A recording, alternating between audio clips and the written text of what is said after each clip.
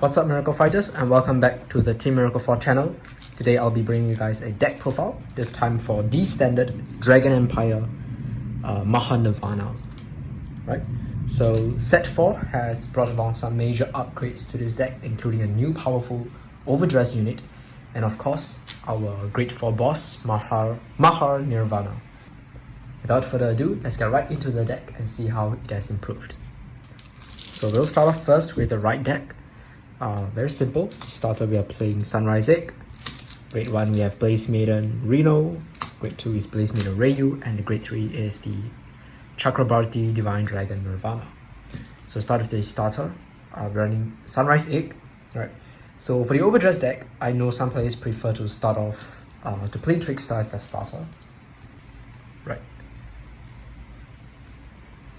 Because of this deck's reliance on it to overdress and stuff.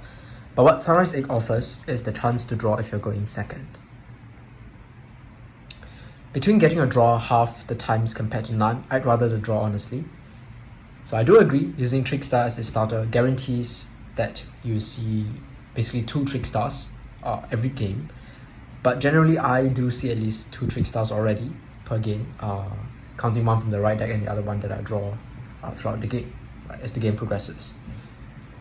It's anecdotal and really up to personal preference as to which one you guys might want to choose for the starter. I personally prefer Sunrise Egg, so that's why I'm going for Sunrise Egg. I just feel like, the draw is really valuable if you're going second, right? And it just gives you that bit more digging and pays you for going second. As you know, going first is very strong, with access to Persona Rights, access to going to Great Force first, access to Twin Drive first. So I just want to have the draw if I'm going second. For the Grade 1, I'm playing Blaze Maiden Reno. So what Reno does is, when rolled upon by the Grade 2 Rayu, right, you can search your deck for up to 1 Trickstar superior card to Rhea and shuffle the deck. So the right deck already guarantees 1 Trickstar, which is very important. Oh yeah, and also during the battle that is unit attacked, if this card's on Vanguard or Rearguard Circle, she gets plus 2000 power. It doesn't really come up too often, but it does help to make magic numbers in certain situations. Right. So yeah, so we just want to have 1 copy in the right deck to be rolled upon by our Grade 2 Blaze Maiden Rayu. Rayu's effect is, when rolled upon by the Grade 3 Chakrabarti Divine Dragon Nirvana, you can Soul Blast 1, search your deck for up to 1 Vairina, and add it into your hand. Now this is a common mistake for newer players. This ability doesn't add any Vairina that you want, right? It doesn't add Vairina Arcs, it doesn't add Vairina Urger, it doesn't add Vairina Esperaridea or whatnot. It can only add the start deck Vairina, the very base Vairina form, right? The card that specifies Vairina. So yep, you're limited to adding this, but honestly, this Vairina is not too bad as well, as we'll see later. And a +1 is a +1, right? We'll take that. All in all, basically what the right deck does is to guarantee you a Trickstar, right, for the Overdress space, as well as an Overdress unit, basically guaranteeing you an Overdress unit. It's pretty good. And just like Reno, Rayu gets plus 2000 power during the battle that it attacked. Not really relevant, because it's not really magic numbers, but it's there. It's there in certain situations. And then of course, our Grade 3, we have Chakrabarti Divine Dragon Nirvana. What it does is, when it attacks, counterblast 1, this unit and all of your units with the Overdress ability get plus 10,000 power. It gives power to itself and units with the Overdress ability. It doesn't require that unit to be in the Overdress state. So even if you have a Vairina that is not overdressed, but just sitting in a front row because you might not have drawn into your Trickstars or whatnot, if you use Nirvana's counterblast, you can still give it plus 10,000 power. Generally, this effect will translate to basically the whole front row getting plus 10,000 power, because the deck is basically chock full of Overdress units and Overdress units, right? So this is really strong, considering it is active on your turn 3, and a plus 10k to your front row can make guarding pretty difficult for the opponent. Nirvana also has another ability, which is activated once per turn. Discard a card from a hand, choose a Grade 0 card from a drop, and call it to Rearguard Circle. Very obviously, this is meant to superior call your Trickstars that have ended up in the drop zone for various reasons. This recursion effect to bring back your Trickstars is super useful because it allows you to overdress your units again, even after maybe using an overdressed unit to intercept, right?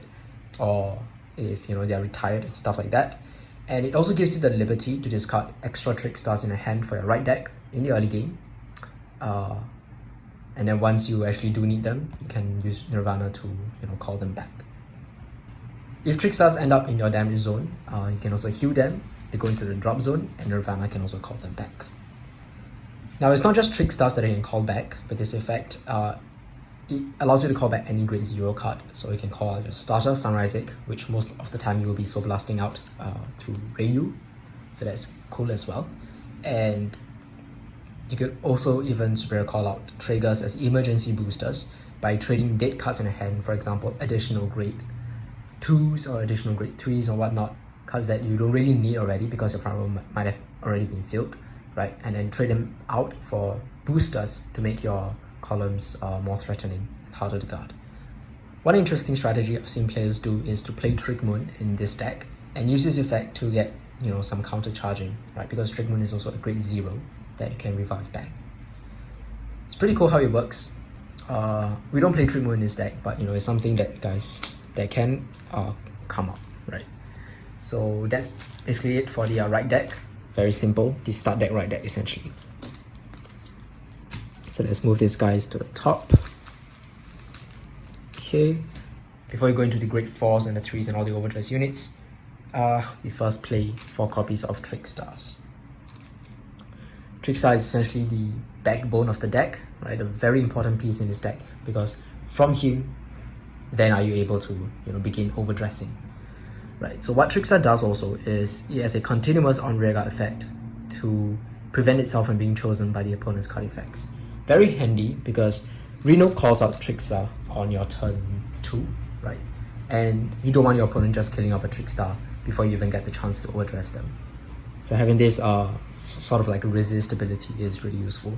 And it also gives you a bit of counterplay against field control decks. Overdress is a very funny mechanic, right? In that it is very rearguard reliant. So you'll naturally be weak against field control decks. And if you already have enough overdress units on your field, Trickstars can also be very useful as resist boosters, cards that your opponent cannot remove from the field. But yeah, that's our 4 copies of Trickstar. You definitely do need 4 copies of this guy. Right.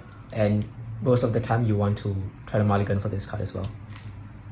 So with that done, let's get into the main deck. We'll start off first with the grade 4s, and we begin with our new boss unit, Chakrabarti True Dragon Mahar Nirvana. So it's a grade 4 unit with triple drive, no persona right, but triple drive and the same base power. Okay, so its effect is continuous during your turn. If you have a unit in the overdress state, all of your front row units get plus 10,000 power. There's a free plus 10,000 power to the front row, similar to Nirvana, but it doesn't cause any counter blasts. And I will consider it an upgrade because naturally, right, if you're playing this deck, most of the time, you will have a unit in the overdress state. You could think of this as a permanent persona right plus 10k from turn 4 onwards, because once you go into grade 4, you cannot persona right. So having this free plus 10k sort of is like, the grade 4 version of persona riding.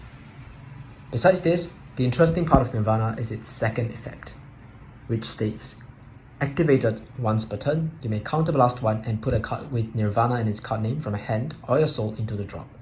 If you do, choose a grade 0 from the drop zone, call it to rearguard circle, choose one of your opponent's vanguards, and if your opponent has 4 or less damage, deal them 1 damage. This effect has 2 things going on. Firstly, you get to revive a grade 0, so that will be usually your Trickstars, so that you can, for your overdressing shenanigans.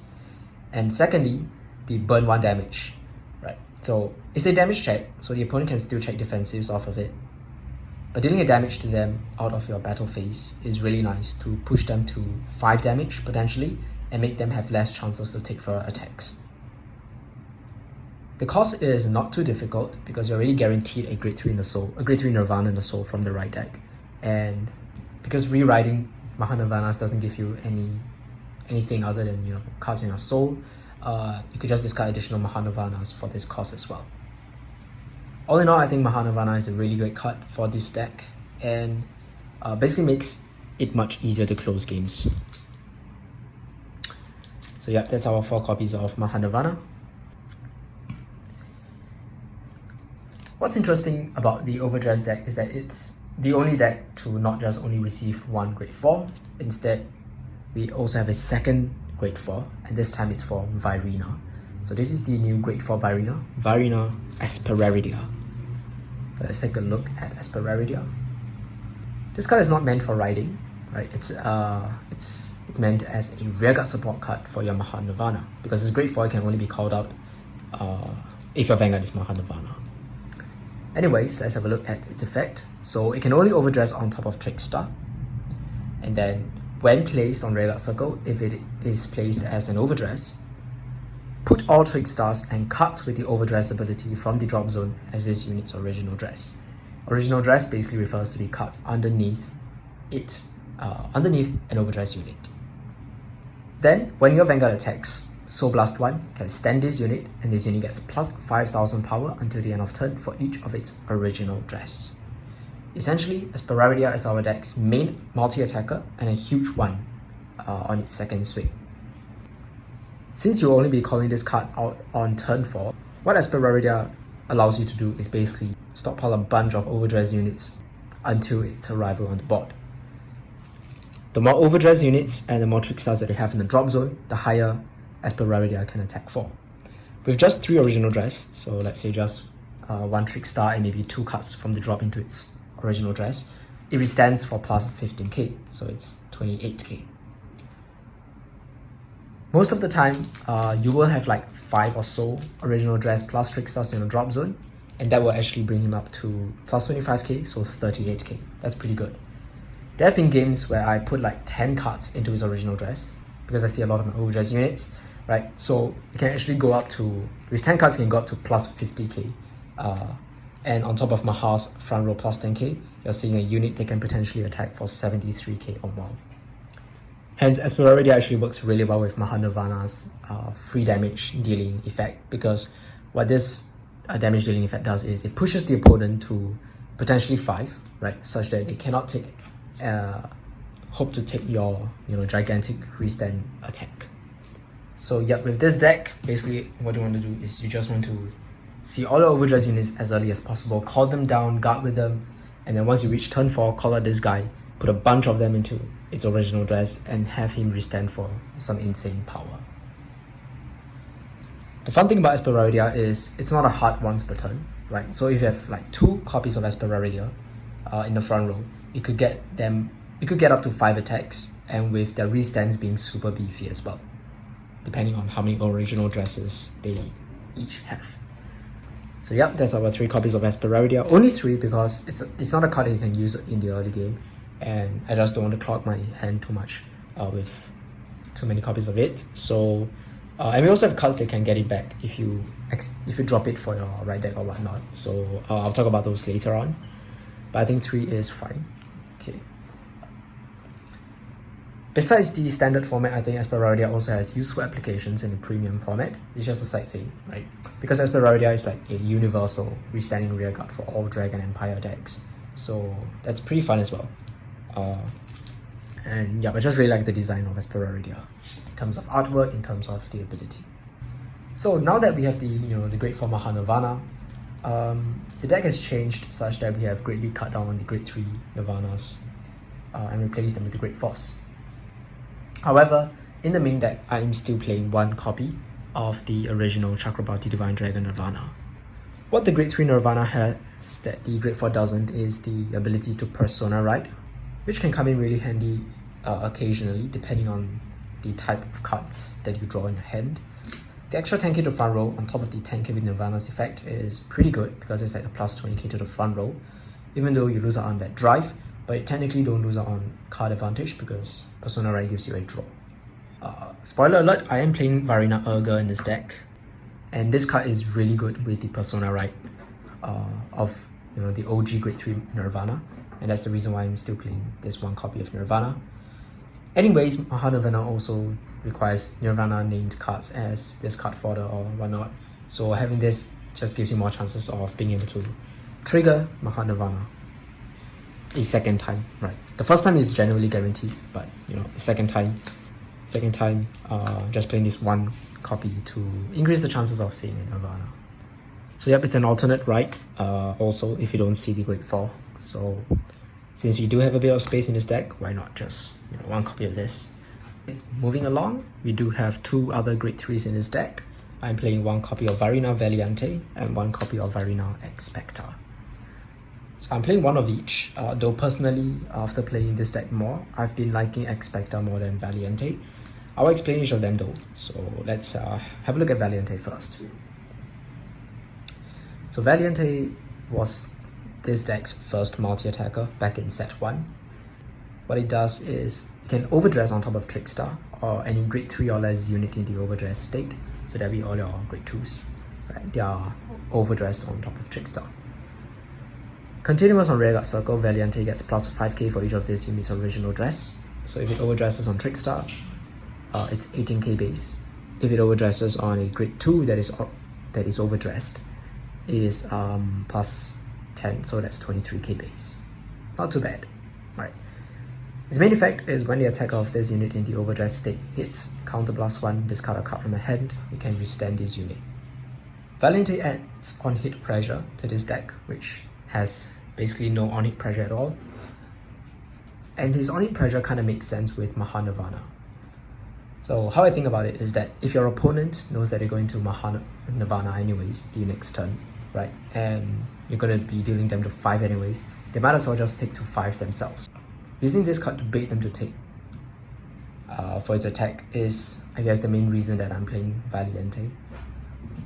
Yeah, but just funny on hit pressure, and depending on how you plan your attacks, it can be very annoying for the opponent.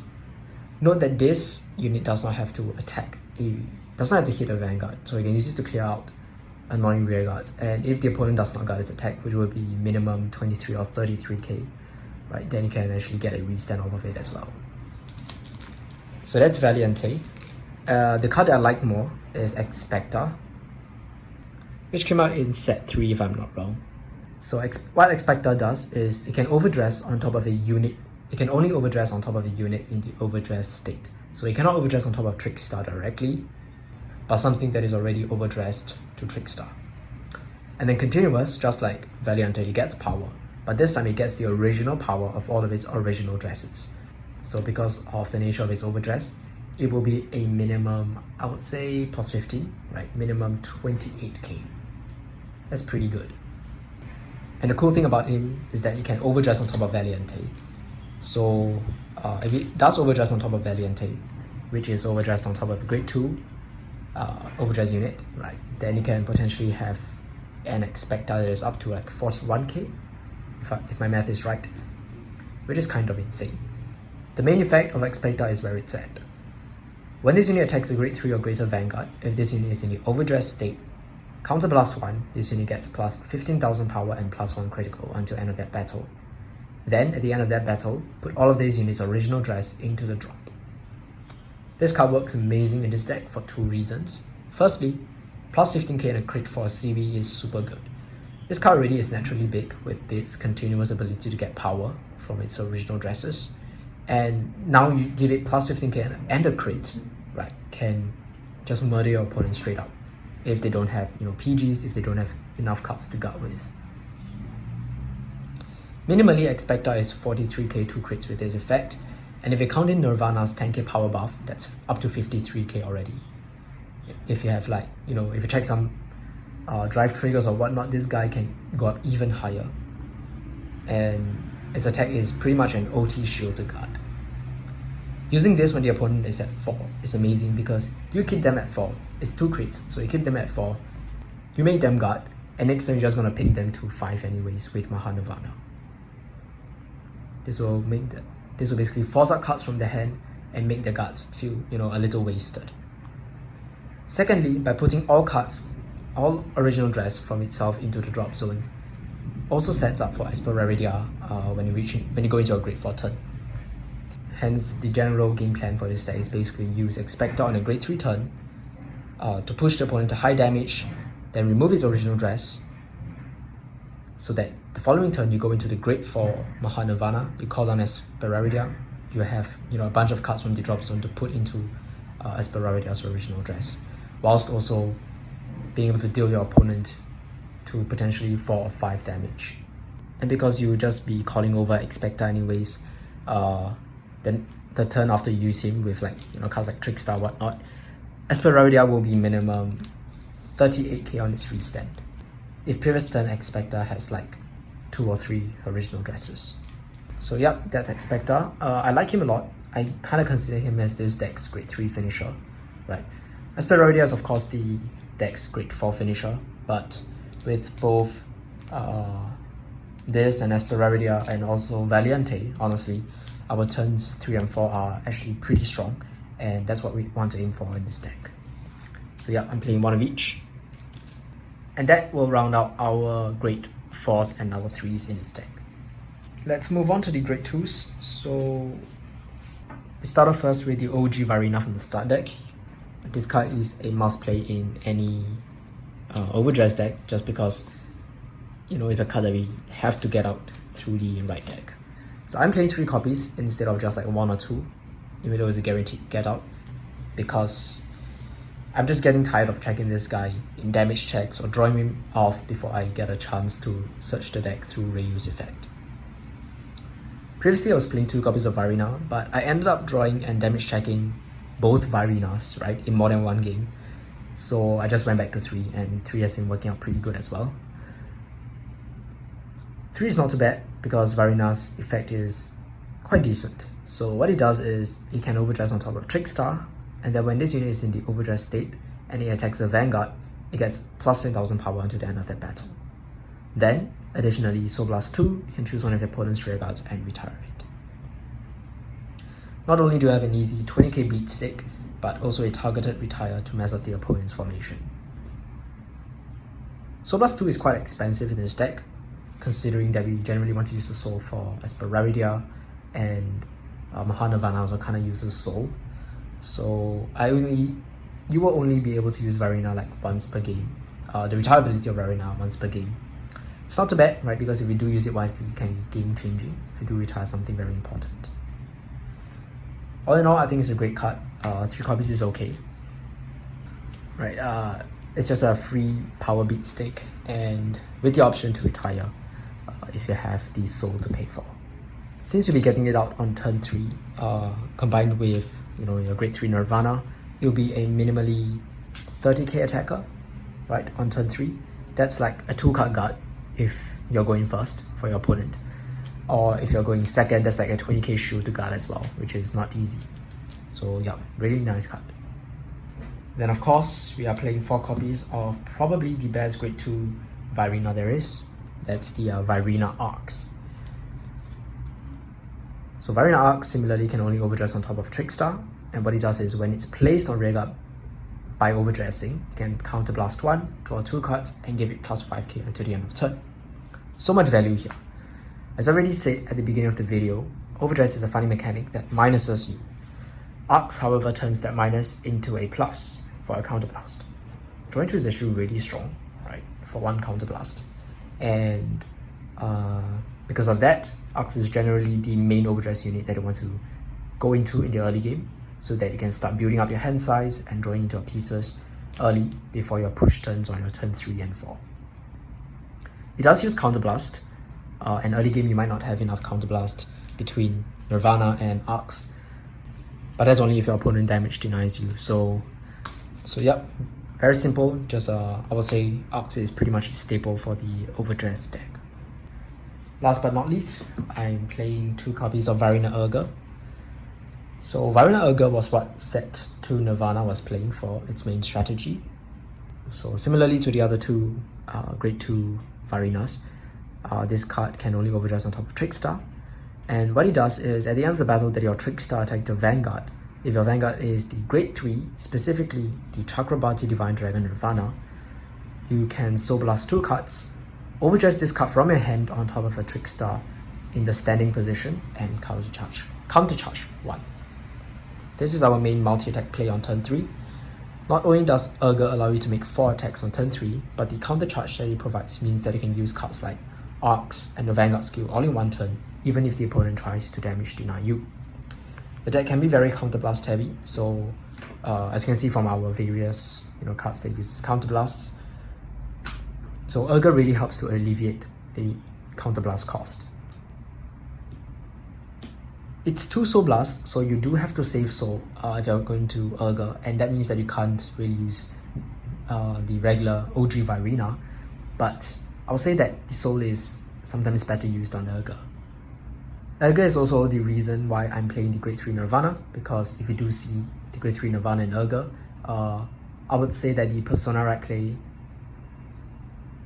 using Urger can help you save resources while still being able to dish out some pretty strong attacks. Trickstar is only a 5k grade 0, right? And Vairina Urger requires that your Trickstar attack your opponent's Vanguard. If you don't have your grade 1 boosters, that's like a failed attack, right?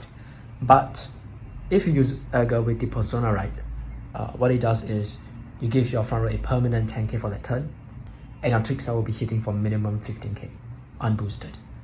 So now 15k can swing at the opponent's Vanguard and still be able to force a 5k shield before you multi-attack with Vairina Urger. So that's the main strategy when it comes to Urger in this deck. So I did mention Urger's main skill is tapped to the Grade 3 Nirvana. However, that doesn't mean that it becomes useless when you go into the Grade 4 Mahar Nirvana. Vairina Urger, if in the Overdress state, has a continuous ability to get plus 10,000 power and plus 10,000 shield on Rearguard Circle and Guardian Circle.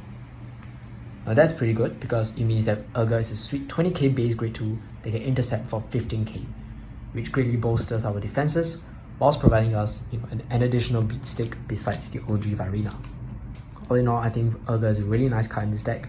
It's a shame I don't really have enough space for it, but I think 2 copies is fine, considering Esperaridea is our main go-to Overdress unit from turn 4 onwards anyways. So yeah, that's basically it for the Urgers. And with that, that's all also for the grade 2s. We're playing 9 grade 2s in this deck. Now let's move on to our grade 1s. So there are no Overdress units for the grade 1 slots, right? No grade 1 in... there are basically no grade 1 Overdress units.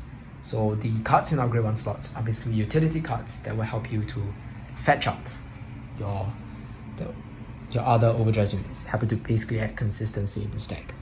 So I'm playing 1 copy of the Blaze Maiden Jimena and 2 copies of Blaze Monk Retsuji. So let's talk about Jimena first. So Jimena's ability is when placed on Rearguard Circle, you can counterblast 1, look at the top 7 cards of your deck, reveal a card with the Overdress ability from among them, put it into your hand and shuffle the deck. This card basically searches the top 7 for any Overdress unit that you have. Right, so this is really useful in games where you don't see enough Overdress units, or if you want to, fish out particular Overdress units, for example, Esperaridea, for example, Vairina Arcs, then this card is very useful.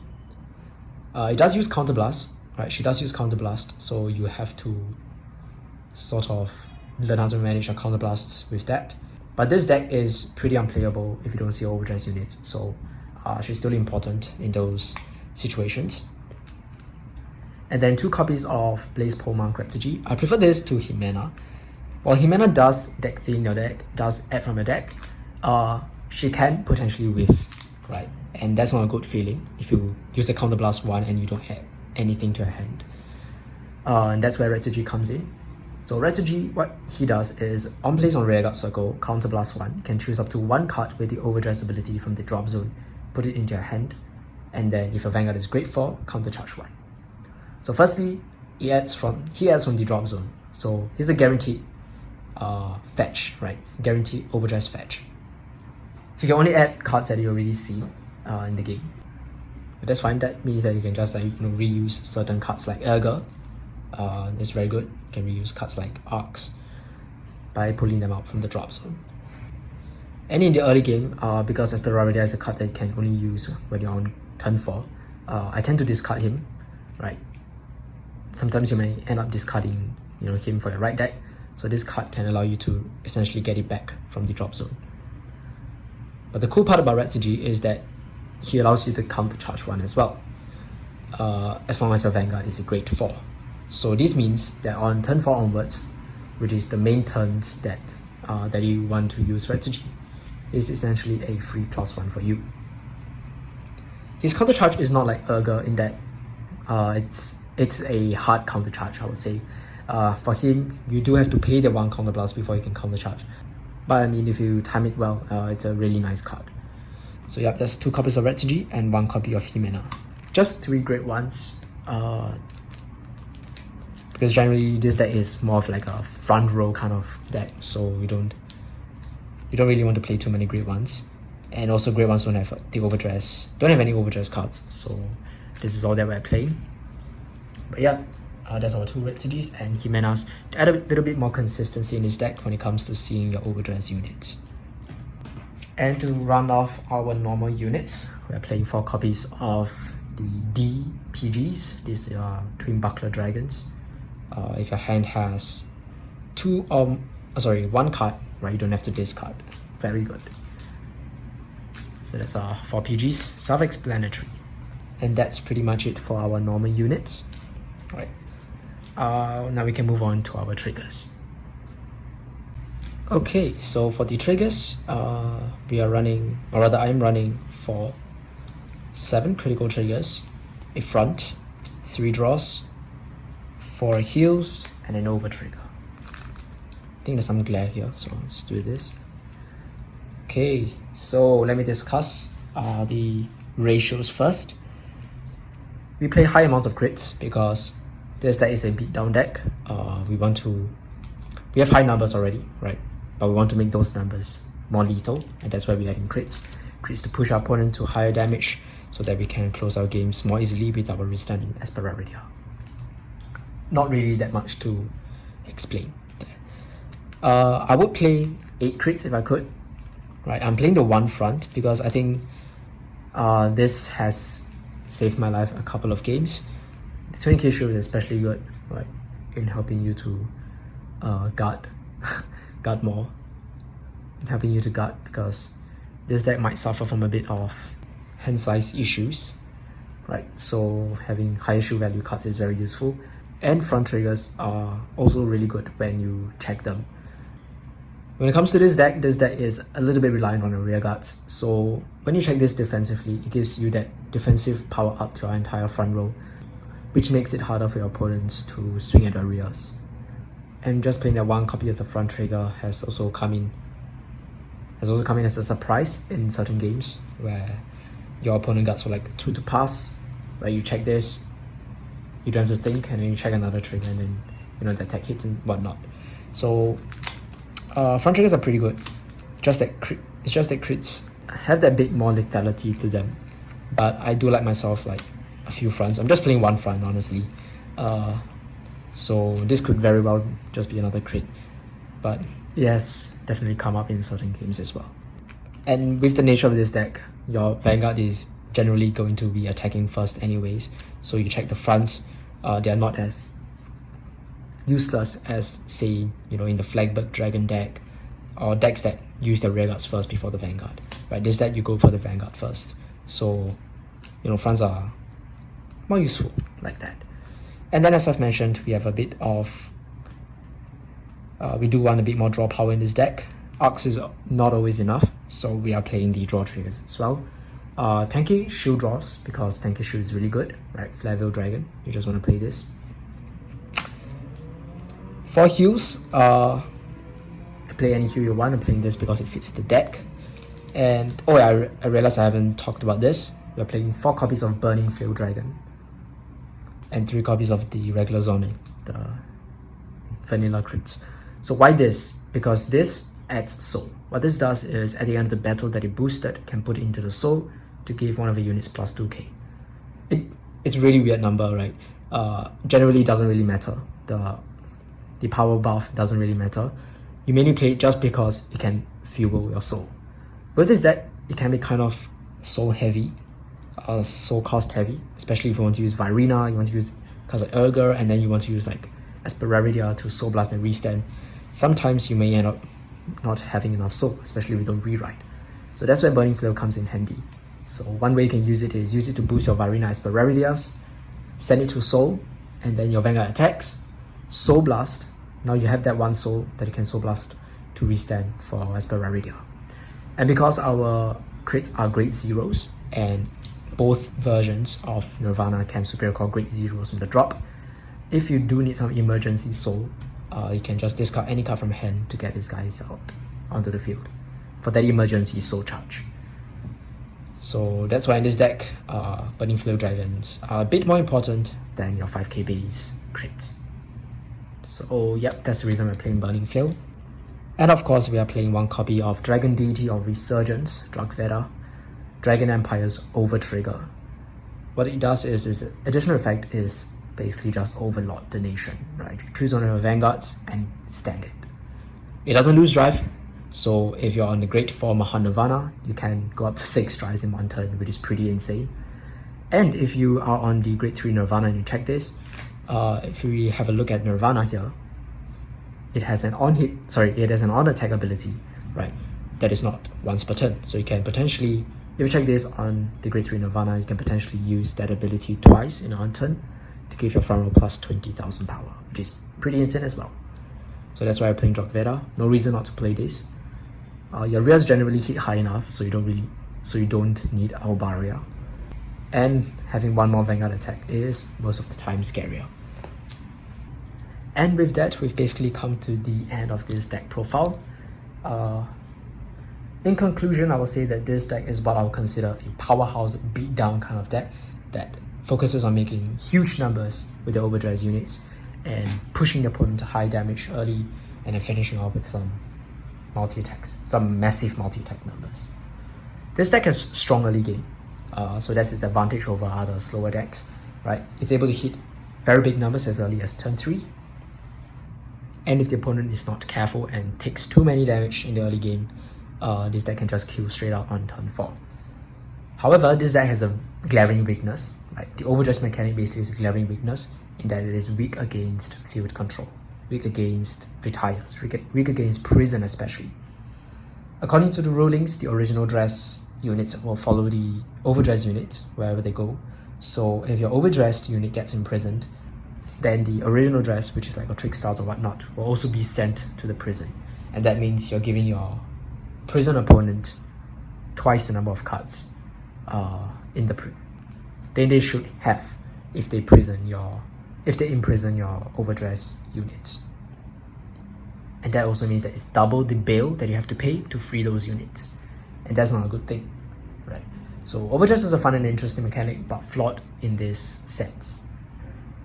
So depending on what deck your opponent is playing, this deck, you can either have a very good time, or you might just see yourself suffering and crying. Still, I think the deck is decent and can be very strong, especially now with Mahar Nirvana and Esperaridea. It can kill more reliably, because you should never underestimate free damage dealing as well as, restats, right? Consistent restats. There are definitely other builds for Nirvana out there besides this one. This one focuses more on this one is a bit more basic, I would say. It's a bit more straightforward Overdress build. There's also the other one which plays the Prayer Order that focuses on spamming Overdress to give you draw power as well as raw power to the Vanguard. But that build has a different composition to this one, and I personally prefer this one, which plays a bit more units, so it's a bit more consistent, and I would say that it doesn't break as much when it comes to as compared to the Prayer build. That's my personal opinion, so it's really up to you guys to try out which build you guys prefer, right? I just prefer this more beginner friendly, and yeah, basically it's more beginner friendly variant to Overdress. So once again, I hope you guys enjoyed this video. This was the Nirvana Mahar Nirvana deck that you guys can build from set 4. The set 6 cover art for the box has been revealed, and we are seeing a new version of Nirvana. So I don't know what direction Bushiroad will take this deck to, but I'm interested to see what new toys that the Nirvana deck can enjoy in the future. So till then, bye guys. Oh wait, I can't believe I missed out on talking about this card. So this card is from Festival Collection 2022, which the Japanese format has already gotten and which the English side will only get next month in June. The card I'm talking about is the Blaze Maiden Amelia. Let's have a look at her effect. So activated on Rearguard Circle, if your Vanguard is in Nirvana and your opponent's Vanguard is grade 3 or greater, you may counterblast 1 and put Amelia into your soul. Choose up to 1 unit's card with Nirvana and its card name from your hand and write it as stand. If you rolled, you cannot write by card effects until the end of turn. Now this card is an absolute game changer for Nirvana. Nirvana is already a pretty fast deck that can do things on turn 3. With this card, you are speeding your way to turn 4 on turn 3, meaning you're skipping the grade 3 turn and going straight for Mahar Nirvana. Of course, it does require the opponent to be at grade 3 already, so this card is better if you're going second, and more usable if you're going second, as it means that you can basically catch up to the opponent by skipping a turn. But that's not really an issue because going first, you already have an advantage. Now this card fixes the disadvantage of going second. I'm pretty sure this card will be played in Nirvana because being able to Mahar on turn 3 going second is super good. You get to deal the opponent extra damage and you also get to use a multi-attacker Esperaridea 1 turn early. One other way to use this card is also by mixing the Persona Right grade 3 with the grade 4. So how does that work? Well, say you're on turn 4 and you have both the grade 3 and grade 4 Nirvana in hand. In before, you have to make the choice between Persona Riding and going into the grade 4. You cannot do both at the same time. However, with this card, you can actually combine both in a turn. So what you can do is you Persona Ride first, right? Which will give the front row plus 10k, you draw a card. And then you call Amelia, or if Amelia is already on the field, then good. Right, then you activate Amelia's effect. To counterblast 1, send her into the soul, and then superior ride Mahar Nirvana from your hand. Now, since the power up from the Persona Ride lasts until the end of turn, not only do you now keep the front row plus 10k, even on a grade 4 Vanguard, but because you're now on Mahar Nirvana, you get to use Mahar Nirvana and the grade 4 Esperaridea and all that grade 4 related jazz on a Persona Ride turn. This is super strong because along with Mahar's free 10k buff, you have a front row that gets plus 20k basically, along with a Vanguard with triple drive, extra damage dealing effect, as well as restanding Esperaridea. This card basically makes the turn 4 of Nirvana an insane one. And not just that, Amelia also allows you to use 2 Mahar Nirvana's effect in 1 turn. So how does that work? Well, in order for this to happen, right, in order for you to use 2 Mahar Nirvanas in 1 turn, your Vanguard already has to be on grade 4. So this is more like a turn 5 kind of strategy. But what you can do is, if you still have another copy of Amelia, right, on the field, and your Vanguard is Mahar Nirvana, you can first use your Vanguard's effect to counterblast 1, discard a Nirvana or Soul Blast a Nirvana from the soul to revive a grade 0 and deal your opponent 1 damage if they are at 4 or less. Then, if you have Amelia, right, you can use Amelia's effect to then superior ride another Mahar Nirvana from your hand. Now, because Mahar Nirvana's ability is not hard once per turn, it's once per turn only to that card. So now you can actually use the new Mahar Nirvana Vanguard's effect again to counterblast 1, ditch your Nirvana, superior color grade 0, and deal your opponent 1 more damage, all in the same turn. Now, of course, this is a very counterblast heavy combo, but it is still a possibility, right? It is still something that can happen in real life, and I think it's pretty insane. You get to deal 2 damage to your opponent in 1 turn pre-battle phase. And last but not least, Amelia also allows you to go back down to grade 3 if ever one day staying on grade 3 is better than going to grade 4. I don't know. But it does allow you the option to write down. So that's something interesting as well. So yeah, I think Amelia has a lot of useful applications. There's a lot of ways to play Amelia. So all in all, I think Amelia is really an amazing card and is definitely one of the best cards from Festival Collection 2022. Compared to what some decks got, I think Nirvana players really got it great here. I personally haven't really tested her out to see how many copies of her to run, but I'm thinking either 3 or 4 since you do want to see her a bit early if you're playing her, right? You don't want to see her too late. And yeah, that means I will have to try to include more great ones in my deck and take out some of my overdress units. But that's fine because this card really gives the deck a lot of rush potential, a lot of game-ending potential. And that's basically the last card I will talk about in this video. I hope this video was informative, and do let me know what you guys think of my deck in the comment section down below. Do leave any suggestions and queries, and I will try my best to answer them. Till the next video, bye guys.